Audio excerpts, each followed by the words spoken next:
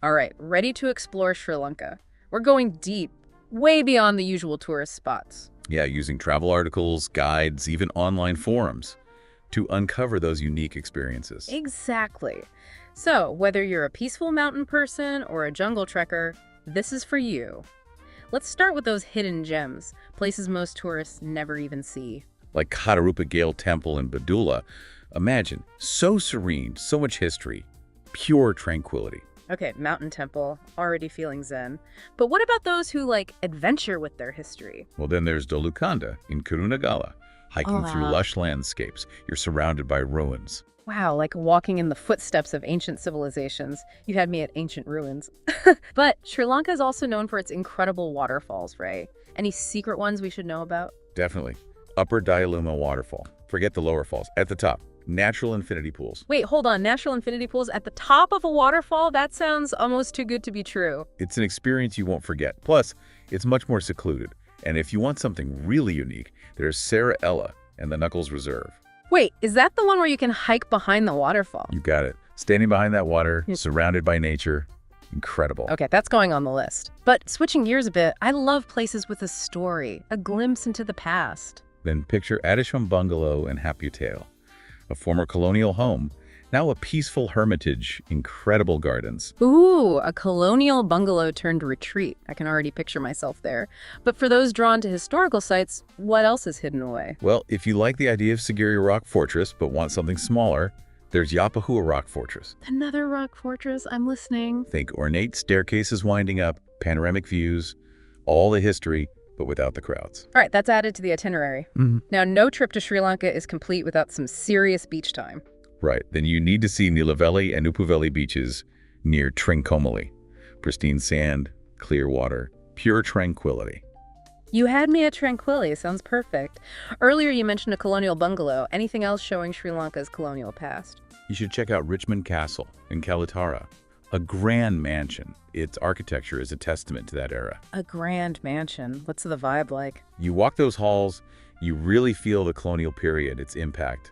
Powerful, especially if you're into history and architecture. Fascinating, like a time capsule.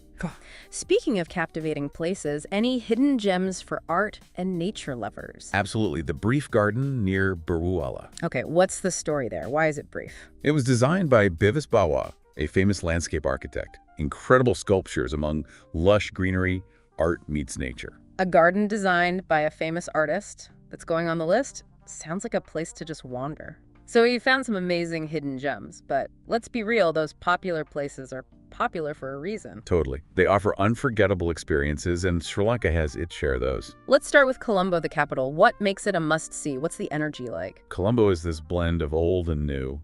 Landmarks like Galley Face Green and the National Museum, but also modern architecture and a busy city vibe. A mix of history and modernity. Makes sense. And obviously, we can't forget Sigiriya Rock Fortress. It's on every postcard. And there's a reason for that. The ancient frescoes, those views from the top. It's iconic, the climb is tough, but reaching the summit feels amazing. I bet you have to experience it to really get it. And speaking of historical wonders, Anuradhapura and Polonnaruwa, places with deep spiritual roots, what's special about them? They're steeped in Buddhist history. In Anuradhapura, you can see the Sri Maha Bodhi tree. It's believed to be a descendant of the very tree where Buddha attained enlightenment. Wow, a living piece of history. Incredible. What about Polonnaruwa? What's it like there? Amazingly well-preserved ruins, like this colossal, reclining Buddha statue at Gal Viharaya. You wander through ancient temples, imagining life centuries ago. I'd love to see that. What about Kandy? It's in the hill country, home to the Temple of the Sacred Tooth Relic, a super important pilgrimage site for Buddhists worldwide. A temple for a tooth relic. What's the story there? It's said to hold a tooth of the Buddha himself. The temple is stunning. Ornate architecture, vibrant rituals. That's definitely unique. Anything else special about Kandy? Maybe the journey there? The train journey to Kandy is an experience in itself. Winding through tea plantations, stunning views of the countryside. Okay, I'm sold. And we can't forget Jaffna in the north. Different energy from the rest of the country, right? Yeah, Jaffna has this distinct Tamil culture, different from the Sinhalese culture elsewhere. It's seeing a tourism resurgence, and the food scene is incredible. I've heard great things about Jaffna's food. What else is there to see?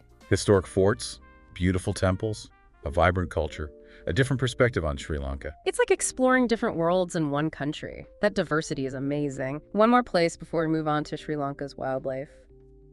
Dambulla. Those cave temples are mesmerizing. Ah, Dambulla.